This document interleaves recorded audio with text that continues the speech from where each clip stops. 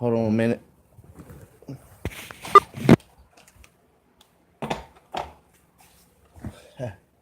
There we go.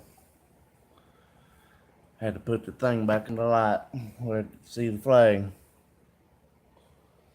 Yeah, I don't got it on the floor this time. I'm tired of having it in the floor. The only flag I got from my tribe. I belong to a tribe up here, northeast Georgia. Well, we got some Cherokee powwow drum music for you, and then later on we have a little bit of a lesson. Like Night Rider said, I'm gonna do a lesson after this song. I haven't been doing them on my other ones, but been a little busy in a way. But anyway, here we go.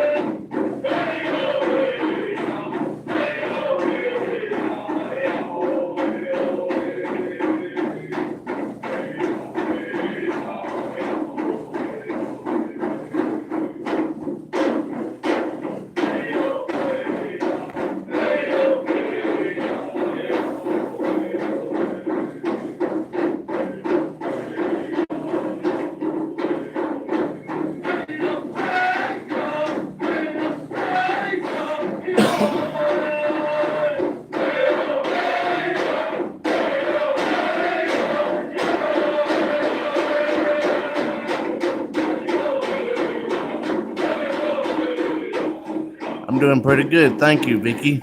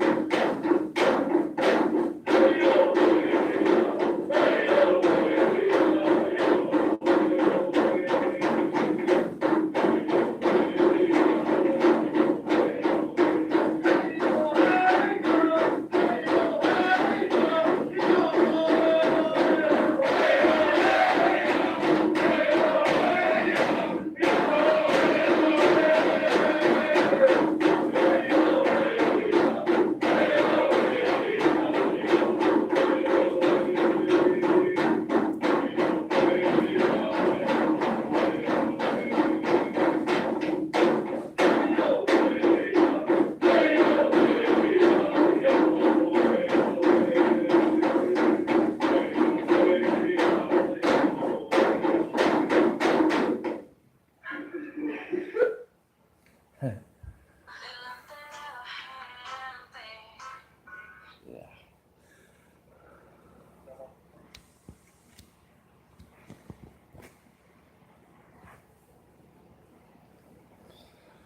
We got a couple more songs coming, and after that, we got a history behind what I'm doing tonight. I should be doing the history after the music every night, but I haven't. But it's hard to find certain history and it's actually true about the Cherokee than what lies are. You gotta think about it. Government does hide things from us. And then people find out, and then it's on like Donkey Kong.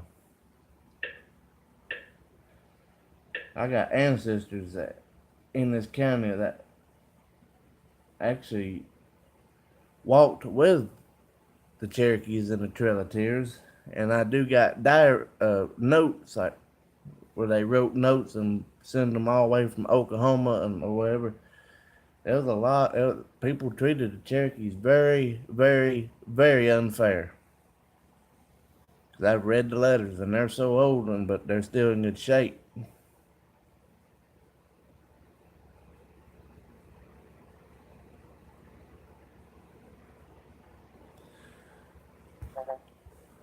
Hold on a minute, Vicky. I gotta read that again. Let me go my thing. Alright.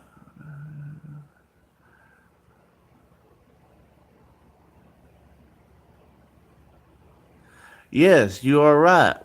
See?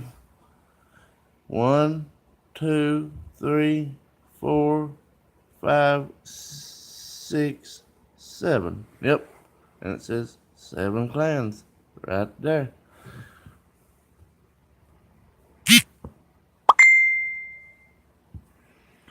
Yeah, I got this old Facebook thing. If you heard that horrible noise, friends just aggravate me and they know I'm doing this YouTube. But yes, Vicky, you're alright. It's the 7 clans. The Cherokee colors are red, yellow, and blue. And one of the 7 clans is a bear and a deer. And I gotta look up the rest of them. It's been a while. I've been looking in my tribal documents. Only thing I do is go to the meetings and say hoo-ha and wah-wah and yee-haw.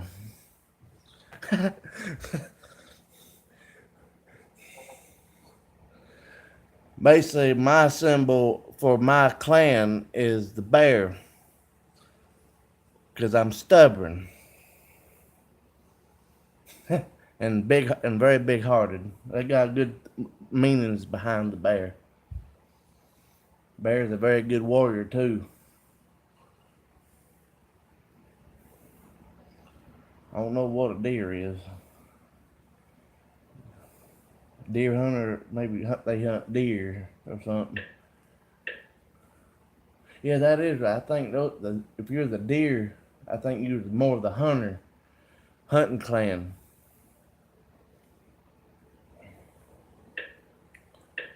I might be wrong. I don't. I have to go back and look in my documents and look it all up again. I used to know it by heart, but it's been so long. I've been in the documents. I've been to the meetings. That's it.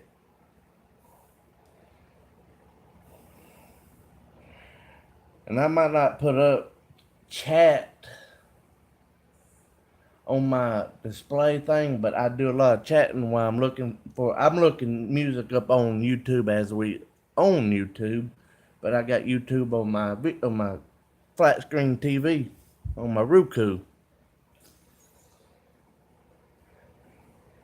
And there's some these songs not even one new subscriber or nothing has went back on them. I can't tell you how long they've been out.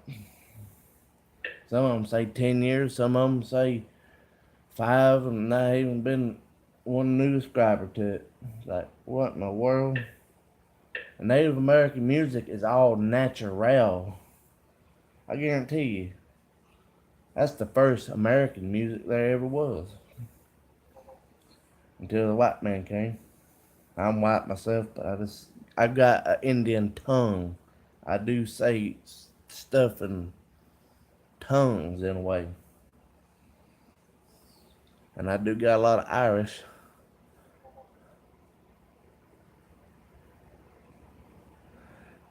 Scenics? Yeah, oh.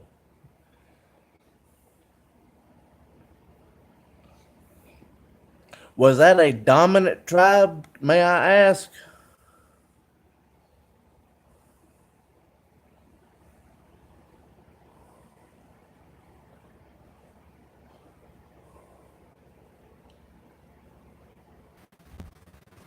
I hope that darn screen went black for a minute. What in the world?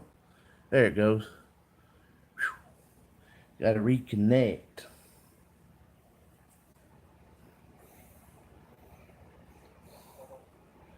Say, I'm Cherokee. And if you go back in one of my videos, I do a lesson. I only do one lesson after music on that one video, and that's the only one I've done in a long while. But I'm not, all right,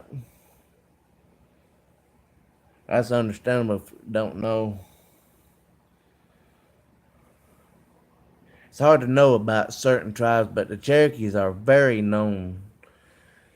And the Cherokees didn't own 7 states, being dominant and being so who's going to take over the kingdom first. They was friendly to everybody, but they was a very maybe the second biggest tribe in America. When the white man went to war with them, trust me, it took a long time. And the last battle was Blood Mountain. Up the mountain from me was their last stand. And there's a saying over there, if you go up there, you can see streams of blood. And it's true. That is blood. It's soaked into the rocks. Because there was the bloodiest battle the Cherokees ever had was on that mountain down up here in northeast Georgia where I live. I say it's about at least 35 miles from me, but I can make it over there in 45 minutes.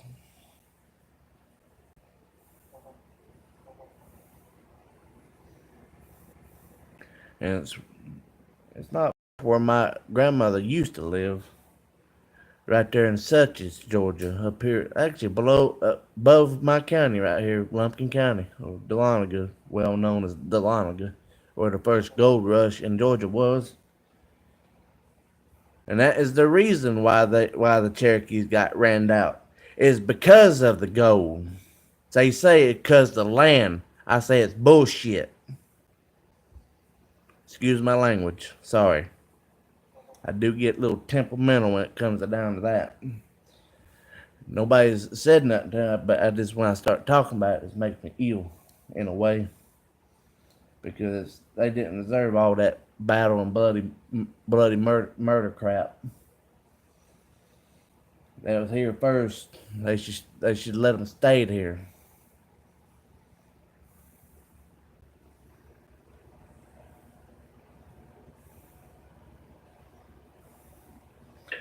I'm gonna find us another song.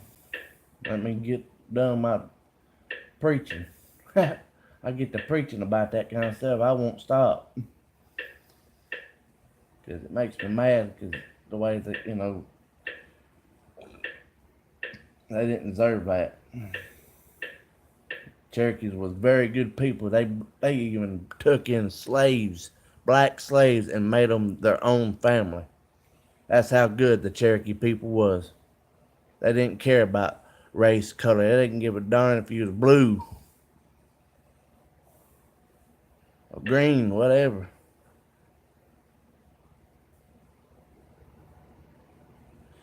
Yeah, watch that one with my history video.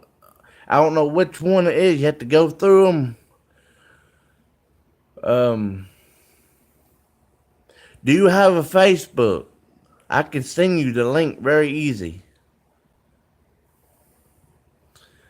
But anyway, if you don't got a Facebook, if you do find the one behind the lesson behind after I do the music, you'll learn a little bit about the Cherokees, where I said where it comes in. Where I came in and said this while ago about they took in black slaves. They actually did it because I had did a history thing after that. I got it off YouTube, but it's true because I've actually looked it up in my tribe documents how the Cherokee was, and that's one thing YouTube got right there. Some of this stuff YouTube got is not right, like this. We call it Photoshop music. I call it Photoshop music with electronics. Nah, that's not real Cherokee music.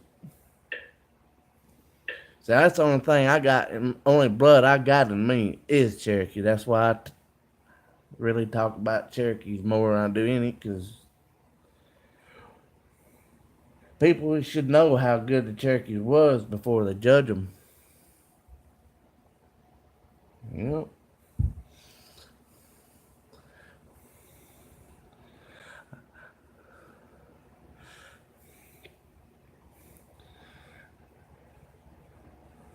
Thank you for understanding, Vicky. But when I want to let you know when I'm actually talking, and you're actually the only view I got right now, and it's watching. Uh, Also, I speak it out like I'm talking to a bunch of people because they are a good bit of people. I'm subscribed to myself or subscribe to me, and it helps me get subscribers that watch this as well. They don't come on my live all the time, but they're trying to get my name out there. But they do watch like the next day. But yes, thank you for understanding, Vicky. I truly appreciate that. I'm white as snow. I'll show you right. I don't got no shirt on, but know what?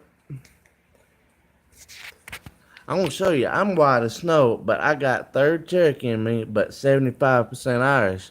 But third Cherokee is a lot of Indian. I could go to college for free, and I belong to a tribe. And my great grandmother actually got the tribe recognized by the state of Georgia, the governor of state of Georgia, back in 70s or somewhere in there. But we've been fighting for years to get recognized by Washington, and that's a hard little case there. But anyway, I'm gonna show you, Ricky. I'm white as snow, but I've got a kind of an Indian, well, not 100% Indian face, but you can tell.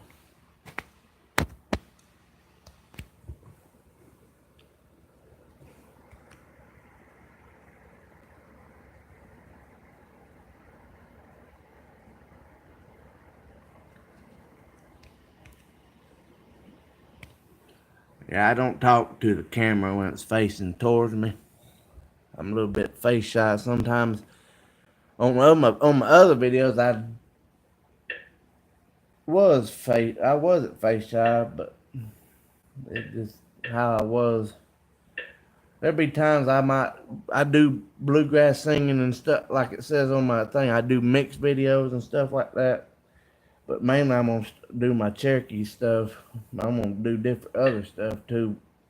But when I'm got time, I've got to go all the way back and look for that one I had it on. I pushed the wrong button.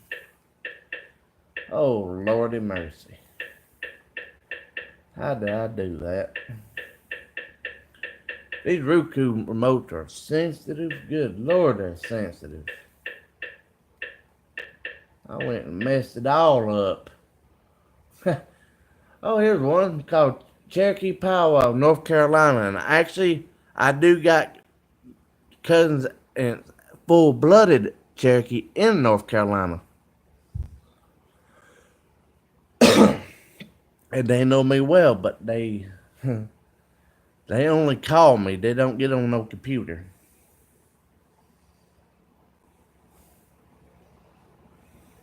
Or no, they got phones like this, but they just don't get on that YouTube or nothing. Hardly. Only on powwows they do when somebody's tape recording them.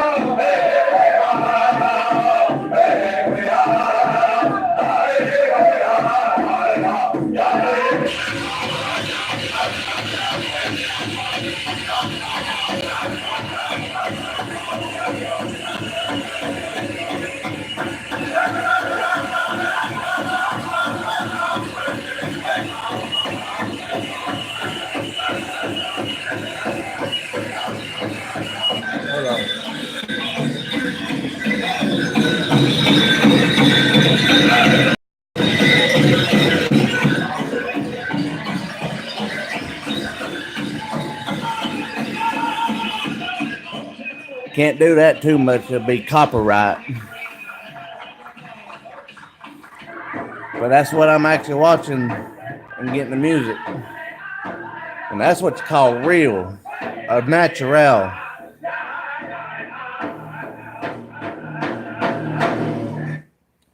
Oh Lord, there it went again.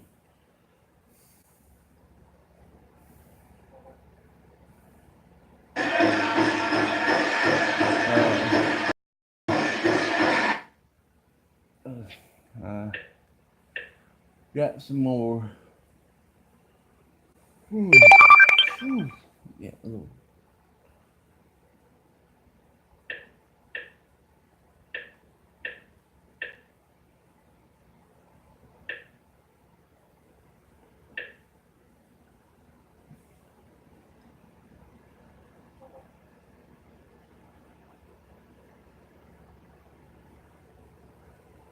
Yeah. Okay.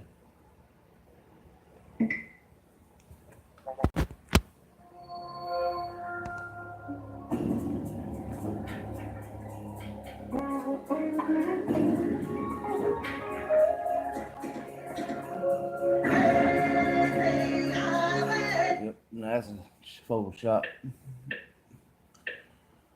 music. Huh?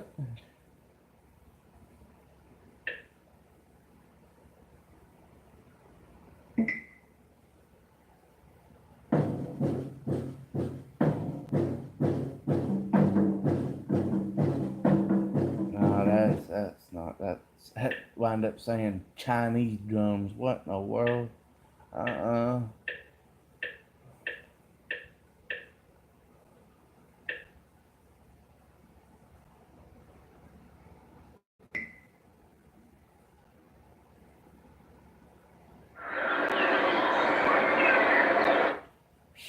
That's hard to find a good.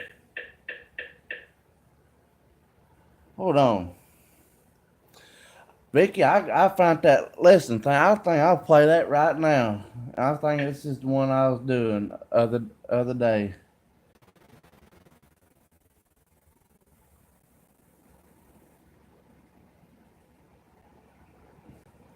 Let's see here. Here it is.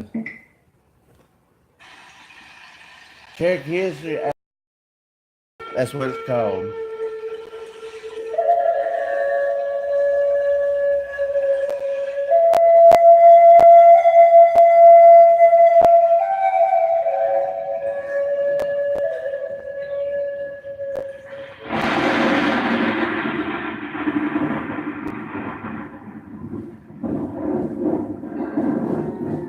Legends of the Katua people say that the name was given after 7 of the wisest men of the Egypt. Whoa, that's not it. That's not it. Sorry. Oh, Jesus. Hold on. I like for you to just go ahead and hear it where you wouldn't have to do all that searching.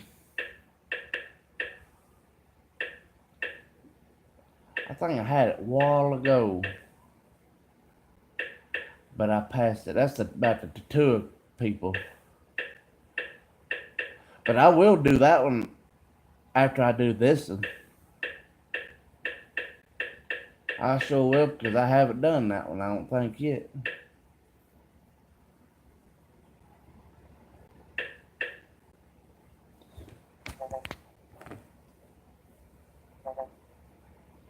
Let's see here. Oh my Jesus, if I could find it.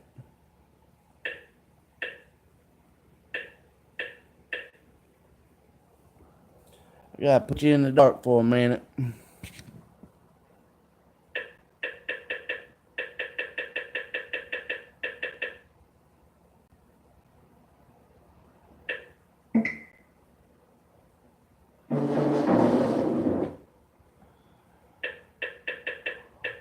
I see what I've got to do.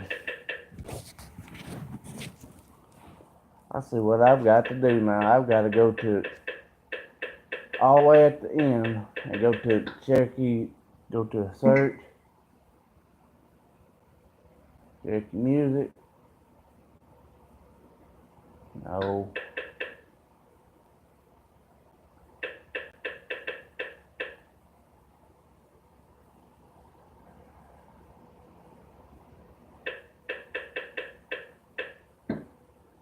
think it's the Cherokee Nation I went to that time. Hold on. Nope.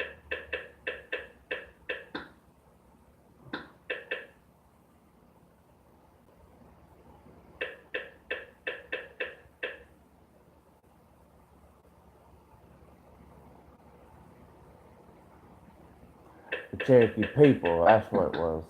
Hold on.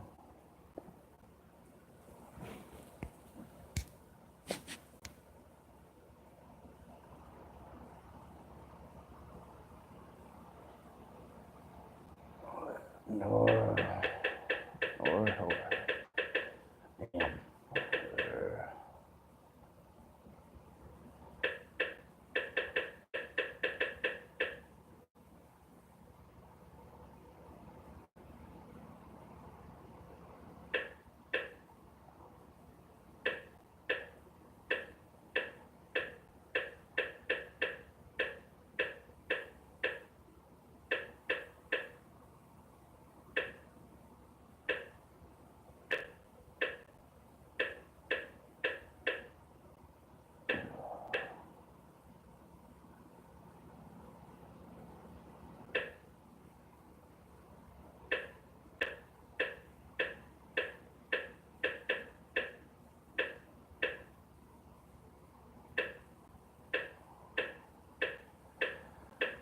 Home. Oh man.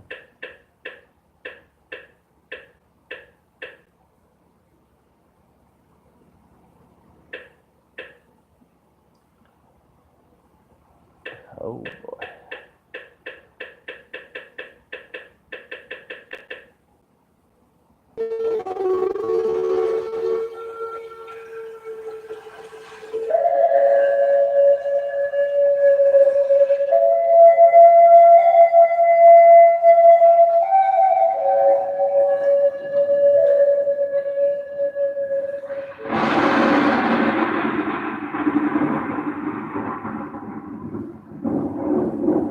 I'll just do this one.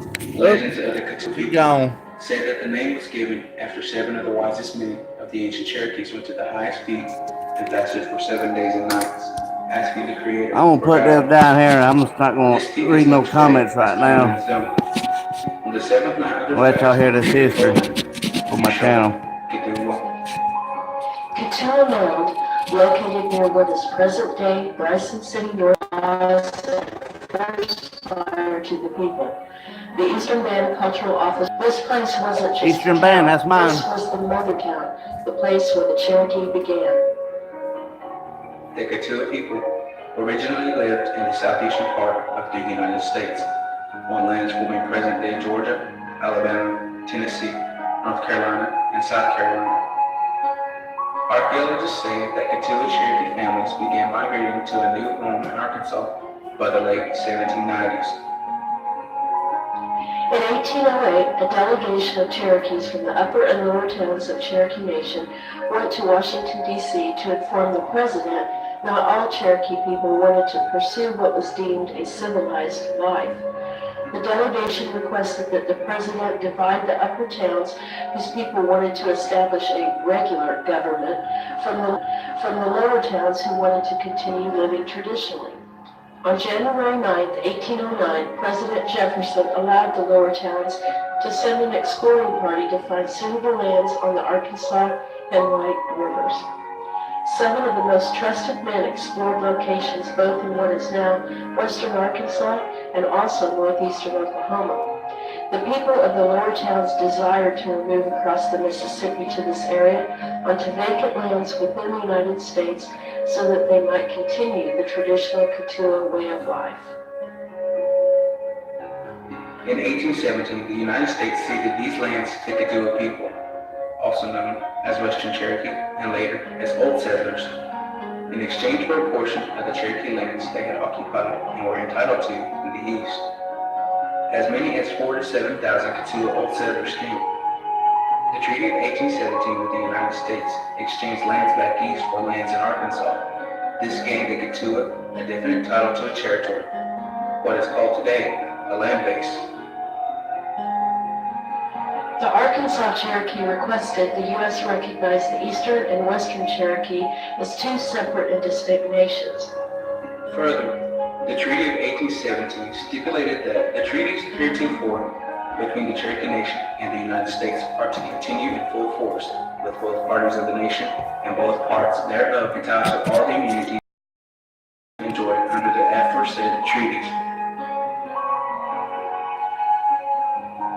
Unlike the old Cherokee Nation, the Western Cherokee Katua readily accepted Sequoyah's Cherokee syllabary in 1822.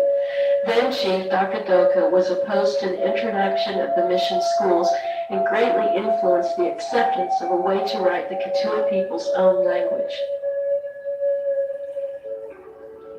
By 1828, the Katua people entered into a treaty with the United States to move onto lands further west.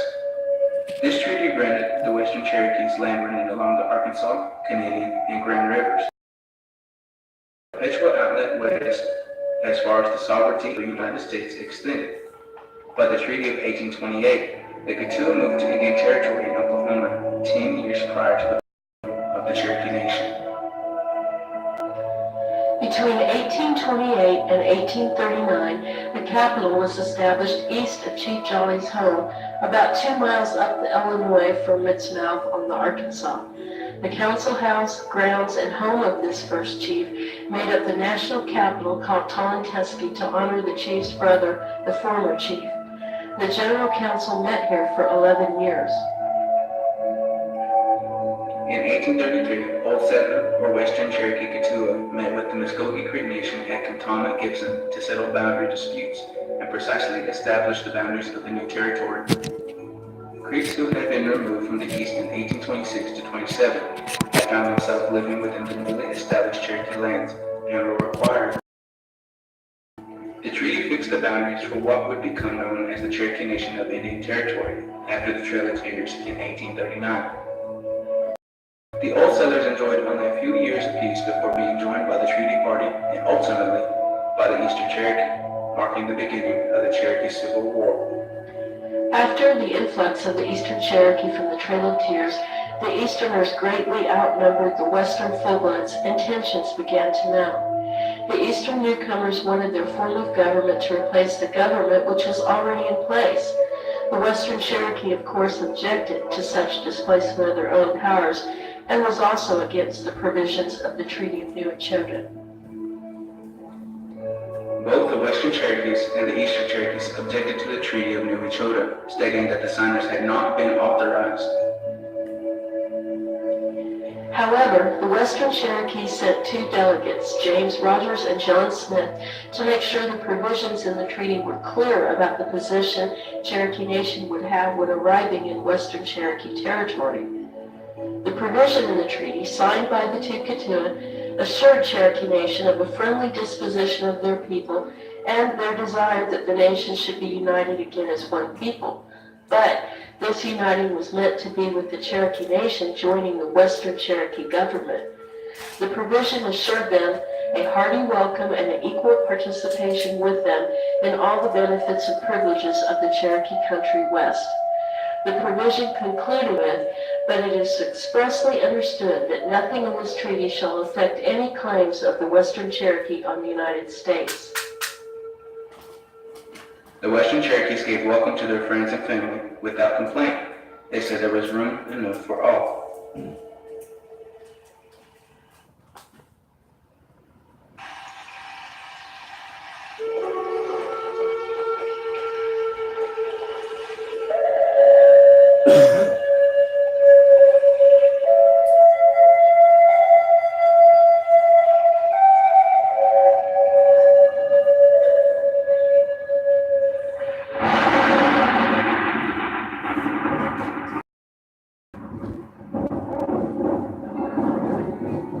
Legends of the Katua people say that the name was given after 7 of the wisest men.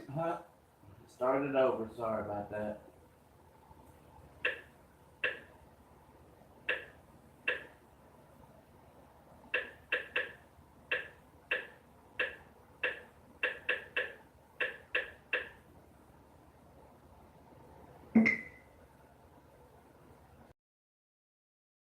Ned Christie. Recognized by some as the ultimate Indian outlaw, he's often described as a fierce killer who refused to die. But that's not how many Cherokees see him. What I know about Ned Christie is that he was a statesman. He was well respected amongst the Cherokee people, primarily because he spoke and wanted Cherokee sovereignty. The true story of Ned Christie, a man many Cherokees know not as an outlaw, but as a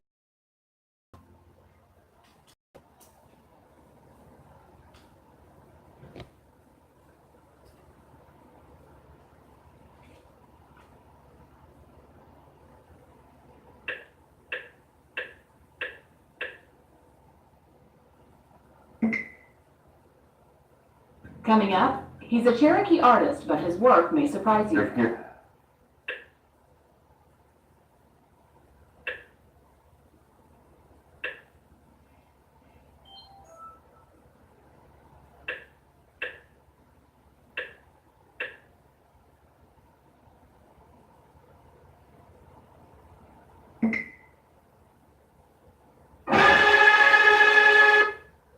Nope.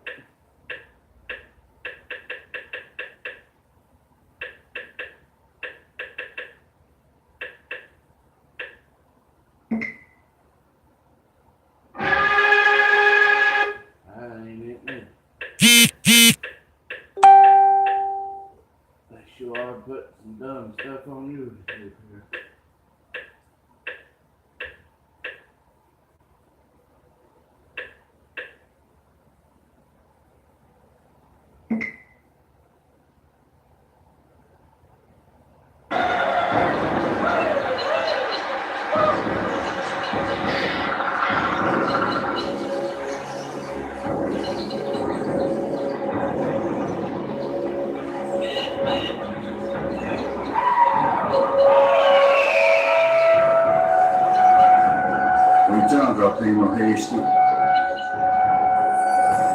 Cherokee.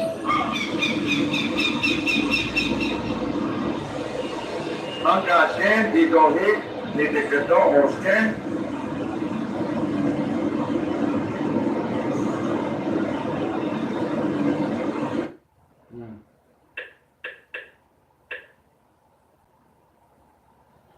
Wait a minute, here's one. Here's the one I did on that one video. I think this is it right here.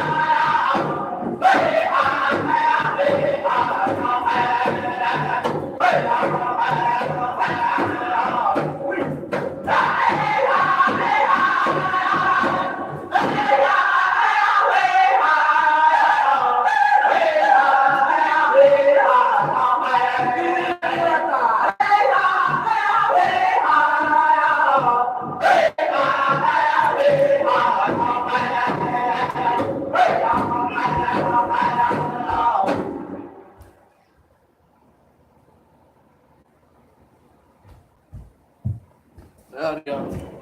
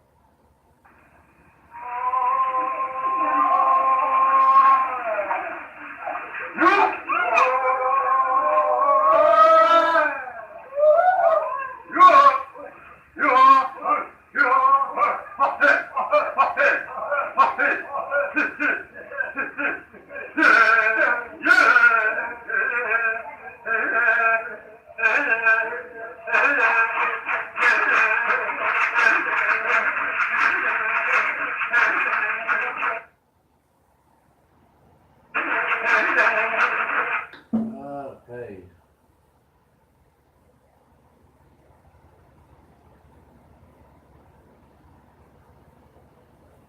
Huh. I don't know about that.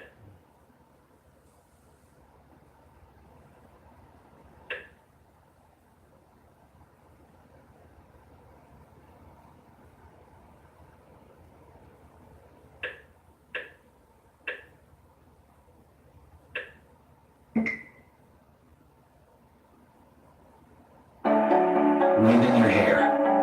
That new car smell. Making it yours.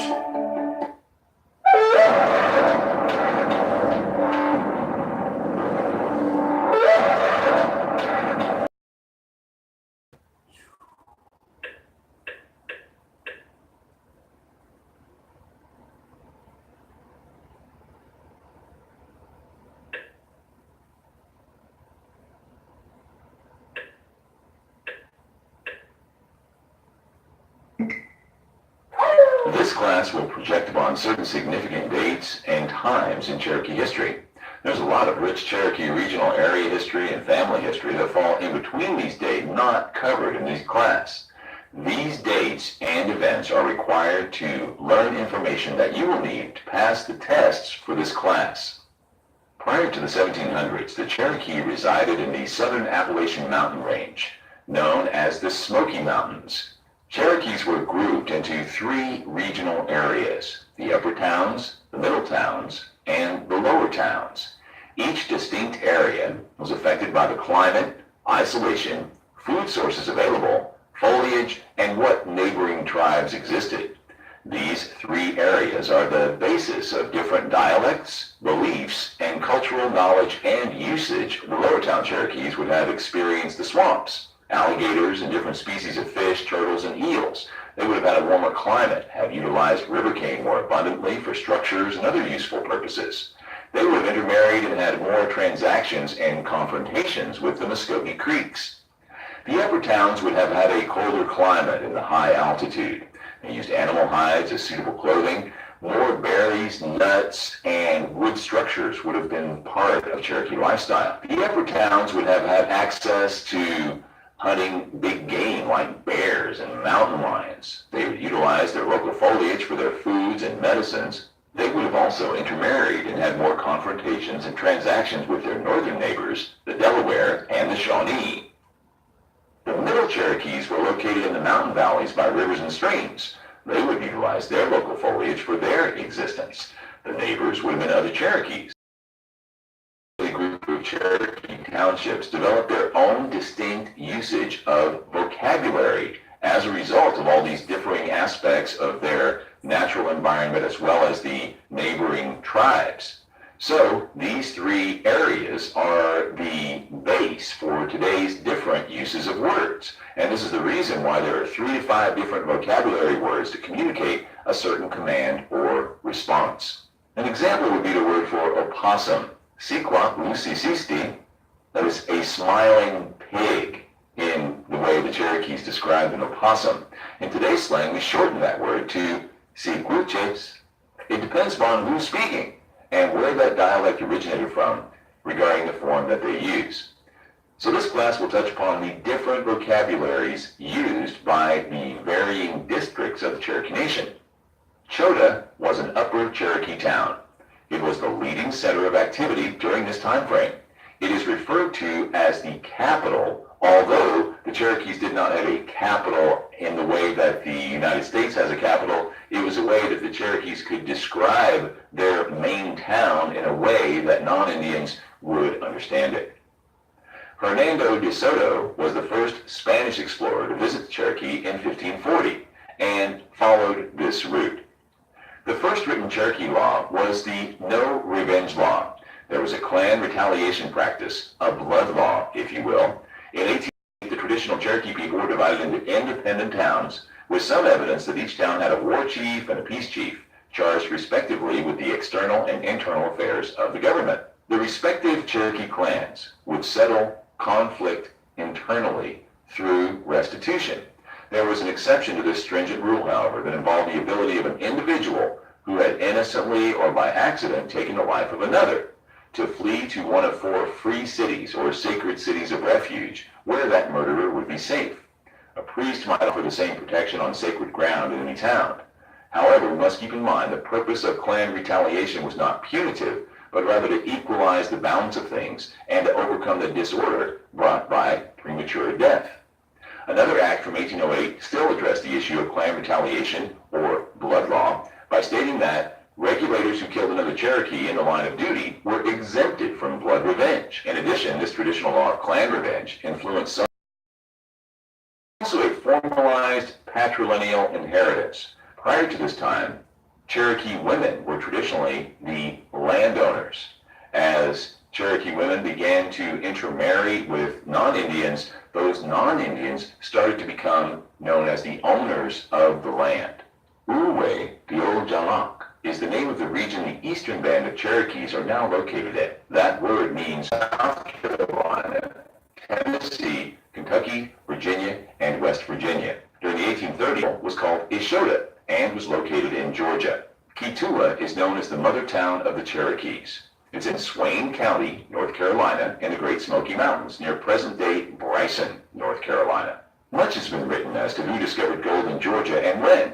Mines operated illegally in Cherokee territory for years, but the first contemporary reference to a gold mining operation in the state points to present-day White County, then Habersham County, in 1829. By then, Valley, and there are indications that they were in operation in late 1828. Most modern historians in the state of Georgia discount the story of Benjamin Parks discovering gold at Littlog in Dahlonega, Georgia.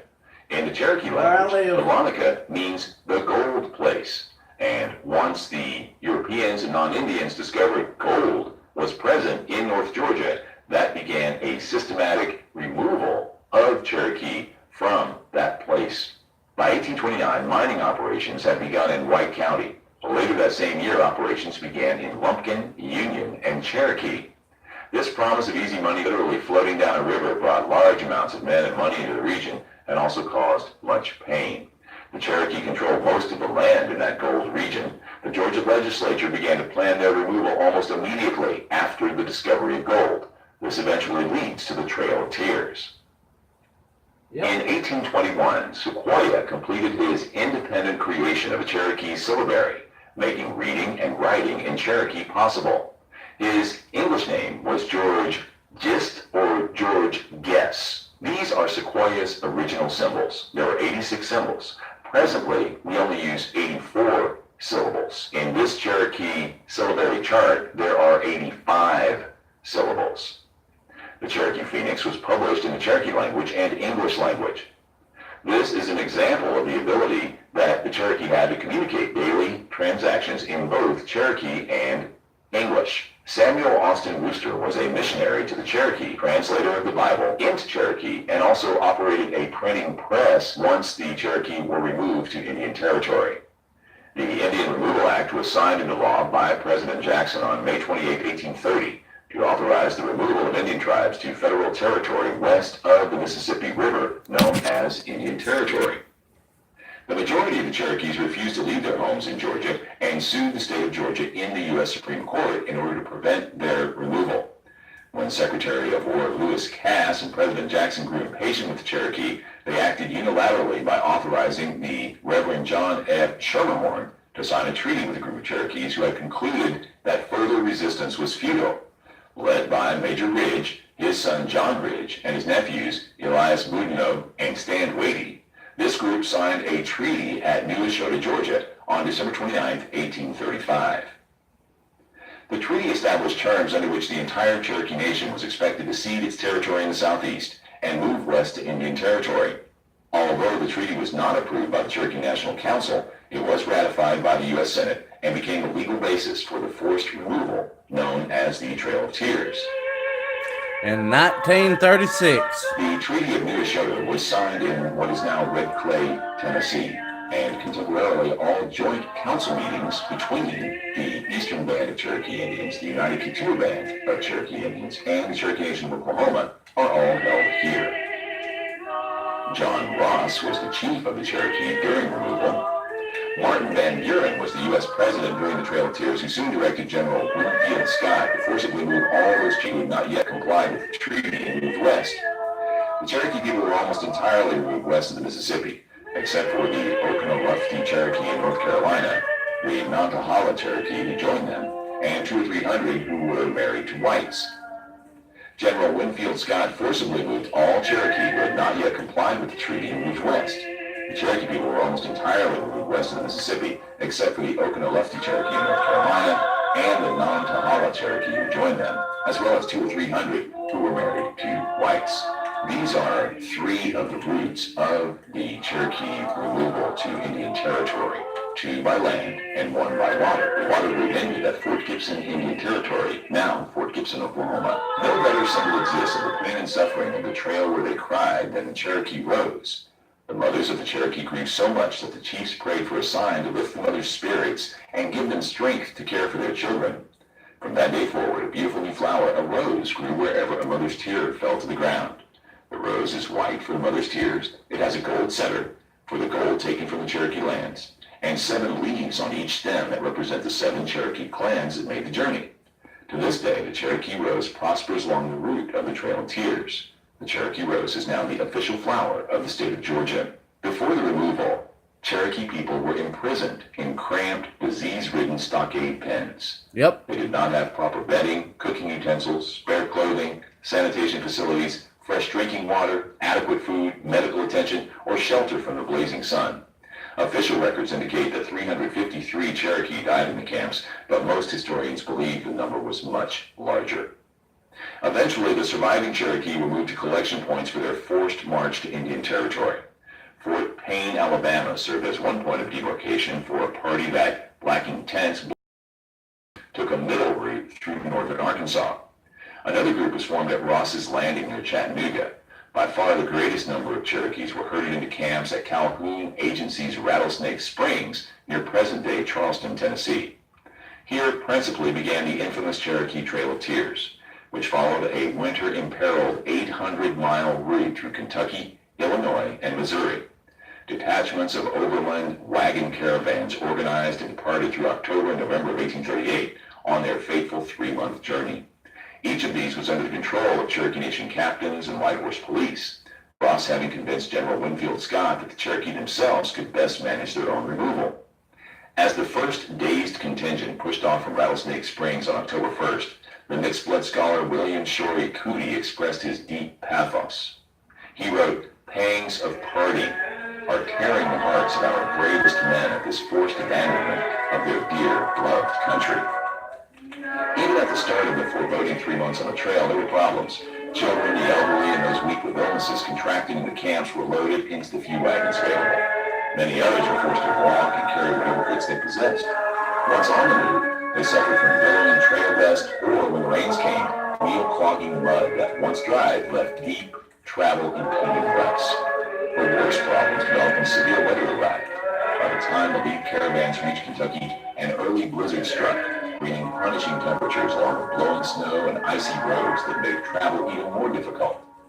Canvas covers provided scant protection at night. Members of the caravan had already begun to die, among them proud elderly Chief Whitepath, who in 1827 led a rebellion against white influence on his people. He was buried along the trail near Hopkinsville, Kentucky. His grave is marked by a long pole and a Roman flag. A traveler from Maine who encountered the Cherokee exodus in early December observed the wagons loaded with sick, feeble, and dying people, as the majority of the Cherokee struggled forth against the flesh-numbing winds. One young Cherokee mother could only carry her dying child a few miles further, and then she has to stop in a stranger land and consign her much-loved babe to the cold ground and pass on with multitude. The Cherokee agony grew even worse upon reaching the ice-clogged Ohio River and beyond. Blasts of snow and freezing rain plagued the march. Dysentery, whooping cough, cholera, and tuberculosis decimated the doctorless caravans. Funerals were conducted at almost every camping place, leaving a pathetic line of grave sites to mark the route across southern Illinois and Missouri.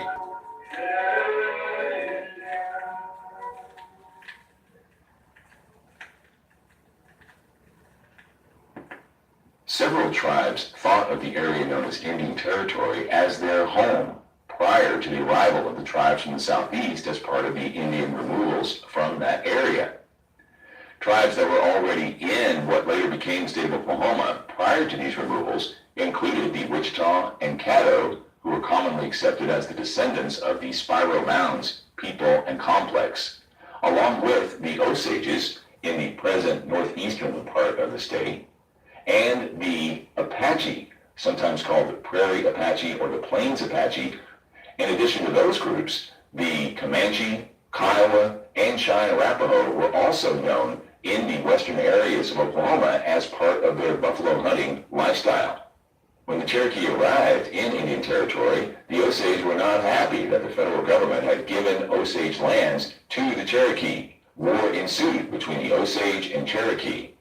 As a result, federal troops were sent to Indian Territory to help keep the peace. After establishing the nation in Indian Territory, the people rebuilt their nation only to see it destroyed again in the American Civil War from 1861 to 1865, when Cherokees were considered a Southern alliance due to their location. Again, their land base was reduced. After rebuilding following the Civil War, the tribe saw its lands diminished and dissected by the Dawes enrollment process and allotment process, which began impacting Cherokees in 1887, a process by which individuals were signed up on the rolls and then allotted land. Cherokees began receiving their allotments in 1905, which were divided out throughout the Cherokee Nation boundaries. Following the final allotments of land to enrolled Cherokee citizens, excess lands were opened that began the famous land runs in places like the Cherokee Strip in northern Oklahoma, and ultimately the Cherokee Nation was disbanded as a result of the state of Oklahoma becoming a state in 1907. Prior to the formation of the state of Oklahoma, a brief idea that gained some momentum was creating a state of Sequoia that would be an all-Indian state, an idea that was ultimately quashed by the federal government because the federal government did not want to create two new states, which would throw off the balance of power in the United States Senate. As a result, Oklahoma Territory and Indian Territory united to become the state of Oklahoma in 1907. While many groups claim to be Cherokee, the United States government only recognizes three modern Cherokee groups: the Eastern Band of Cherokee Indians, United Kituo Band of Cherokee Indians, and the Cherokee Nation of Oklahoma. I'm the Eastern In Band. 1924, all American Indians became citizens of the United States. That same year, the Eastern Cherokee created their ancestry roll and began enrolling members. 1920 something. The Eastern Cherokee Band is led by Michelle Hicks, and they also have their own newspaper, One Feather. Yeah, that's the Eastern Band in Cherokee. I'm the Eastern Band here in Georgia.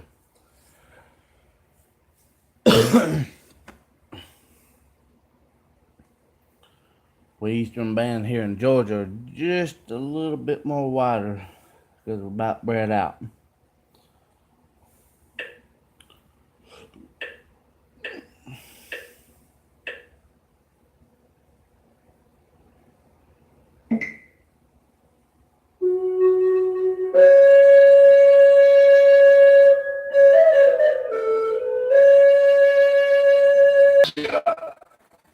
North and South Carolina, Virginia, Kentucky, and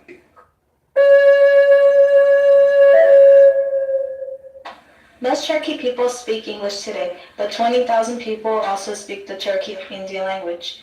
Cherokee is a complex language with soft sounds. OCO is a friendly greeting, and Wado means thank you. The Cherokee language has an innovative writing system that was invented by the Cherokee scholar Sequoyah. Sequoyah's writing system is a syllabary. That means one character represents each syllable. Another language that uses syllabary today is Japanese. Today, many Cherokee people use English alphabet. The Sequoyah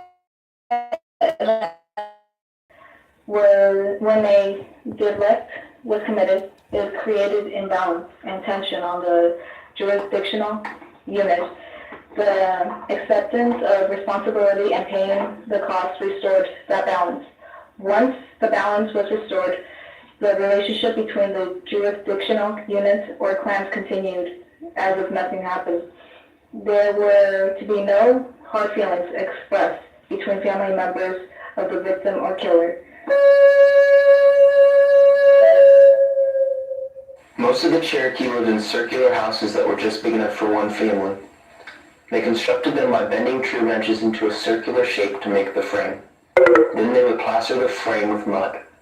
The houses had a stone hearth in the middle for a fire to cook on and to keep the house warm. Some Cherokee people would move into a larger house in the summer.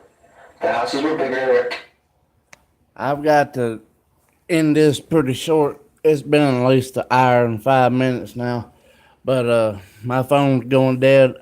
Love y'all. If I've got to work in the morning or here in a little while or night shift, be safe. Shout out to Free Spirit. Hope she gets well. I've been praying every day and all, like well, not all day, but every day at night, all time at night. That's what I really meant. Shout out to Georgia Gambler. Go Gambler. Shout out to Knight Rider and his moonshine. So we'd like to have a shot of that. About 100 nice. Mountain Scratcher. Need to make some videos now. What you doing? Tell us about Ozzy. I heard you had to get rid of Ozzy. Uh-oh. Gotta get rid of Ozzy. What in the world? But shout out to Baby Dog. Sorry I had to make it short of going on live. I had to eat.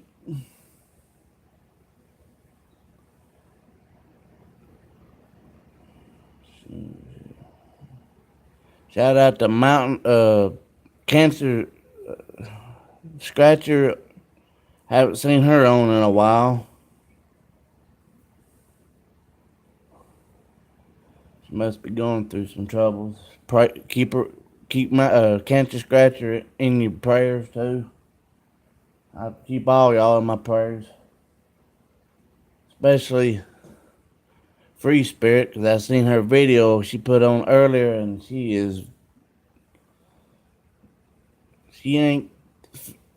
don't sound too well. And everybody try to keep her in y'all's prayers. She is a real nice lady.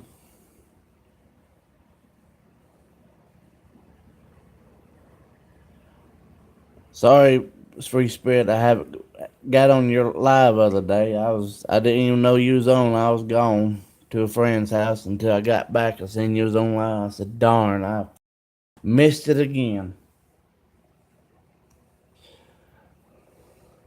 But anyway, phew. It's about to be 12 o'clock. Oh, my lordy, I just yawned on that one. But anyway, I keep on repeating that anyway crap. But good night, Night Rider. Good night, Baby Dog. Good night, Mountain Scratcher. Good night, Free Spirit. Good night, Georgia Gambler. Go gambling. Go gambler, go. Go gambler, go. That's what he says. That's the way we all should say it. Have confidence. As he sure does. Him and Night Rider and Mountain Scratcher. And Free Spirit and Baby Doll.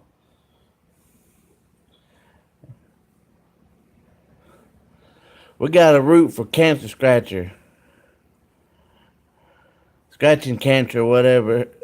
I said it wrong. Scratching Cancer. We need a root for her to do one live. If y'all come on my live, if y'all wonder why I have no mods, because you have to do mods from a computer, not a phone. So I don't got a computer, and I can't make you my mod until I can get a computer. I can go to my mom's house, maybe, or somebody that's got a laptop, but I gotta remember my passcode and everything else to get on my channel here. And I have a very forgetting problem. I forget a lot. But when I get around, it won't be. There we go again. It won't be really soon. You have to give me a good bit, a long while. Maybe I still haven't found me a job or nothing, but I'm still looking. But give me a good while. Eventually, if I ever get a job or something, I'll get me a computer, and I'll make some of y'all my mods. But until then, I can't do nothing, and it sucks. Because I became Night Rider's mod tonight, and Dana's show was other night. I have had two good blessings.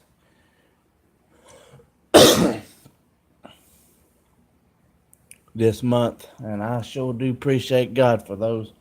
You know, it might not somebody pull my name out of the hat and say, "Oh, we drawed your name and see what you win." You know, I'm tickled about anything really.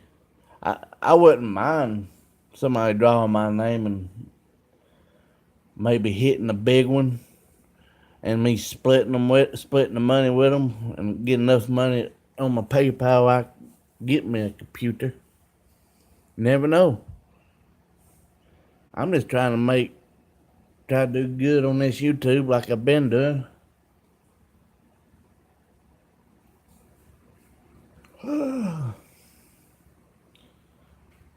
But unfortunately, I was doing them in the morning, one in the morning and one at night. But now I've went down to one at night. It might be every 1 or 2 days. Because I've been a lot busy around this house over here. I mean, I haven't had Only time you see me on live is maybe every now and like maybe on Baby Dolls, Free Spirits, Gamblers, and Night Riders. Since I found out seen Night Riders doing live, I think I'm keep my eyes on him with that moonshine. I'm joking. Oh Jesus, you gotta have a little bit of sense of humor. But I love y'all and thank you, Dana Show, and thank you. Actually, I'm shout out to Dana Show. Thank you for moderating me. Thank you, thank you.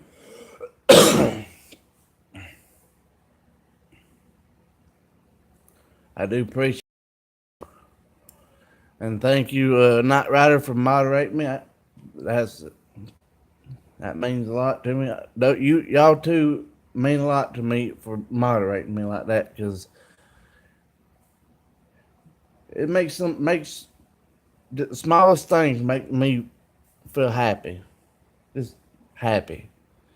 It don't matter if hell, I could win $1 on a ticket and be happy. It's $1 I didn't have and $1 I could go get me a Coca-Cola with. You know, you gotta keep your head up and keep good faith going. And actually, I'm gonna show you something real old. I see it on the back of the thing here. Have anybody seen a camera like this? It's one of the old ones. I think 1950, 40. If anybody would want to buy this off of me or anything, email me. Shoot, I'll sell it to somebody for $5 right now. It's like some old-fashioned camera. I guess vintage now. I'll sell that sucker for $5 if anybody could leave a comment or something, ask me, and I'll comment back and I'll give you my email address. But anyway, I better get off this before this cuts me off. It's going low on my battery. But I love you. Night Rider, be careful of that moonshine. I'm watching you. I'm kidding. We all love you. Go Gambler Nation. And thanks, people that subscribe to my channel. Thank you very much. Love you all.